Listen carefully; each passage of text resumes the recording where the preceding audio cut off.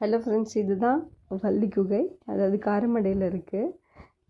இதுதான் போகிறது வழி ஸ்டெப்ஸு. இதில் வந்து கொஞ்சம் தூரம் வரைக்கும் தான் ஸ்டெப்ஸ் இருக்கும். அதுக்கு மேலே பார்த்தாச்சுன்னா இந்த மாதிரி ஒரே கல்லாக தான் இருக்கும். நான் வேறு மருந்து ஸ்லிப்பர் கீழே விட்டுட்டு வந்துட்டேன். தென் ஒரே முள்ளாக குத்தி தள்ளிடுச்சுங்க. வெயில் டைமில் ஏற வேண்டாம். தென் வாட்டர் பாட்டில் வெரி இம்பார்ட்டண்ட்டு. இதுதான் நான் வந்த பாதைங்க. வந்த பாதையை திரும்பி பார்க்கணும்ல, அதான் திரும்பி பார்த்துட்ருக்கேன்.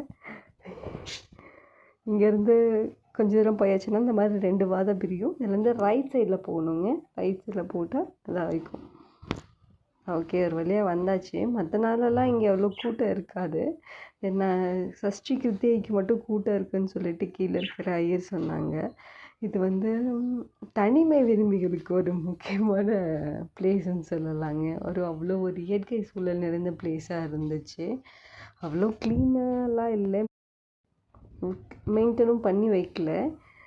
ஆனால் பார்க்குறதுக்கு ஒரு நல்ல பிளேஸாக தான் இருந்துச்சு. சுற்றியும் ஒரே இயற்கையாக இருந்துட்டு திடீர்னு ஒரு பிளேஸு, ஒரு குகைக்குள்ளே எதிர்பார்க்காத இந்த இடத்துலலாம் சாமி இருக்குன்னு நம்ம எதிர்பார்த்துருக்கோமா? திடீர்னு இந்த ஒரு விஷயம் கேள்விப்படும் போது பாரா இதை பார்க்கணுங்கிற ஒரு ஆர்வமே நம்மளை இன்னும் தூண்டும். ஆனால் இங்கே ஒரு சில வௌவால்களெல்லாம் இருந்துச்சுங்க. அதை பார்த்து தான் எனக்கு கொஞ்சம் பயம் ஆயிடுச்சு.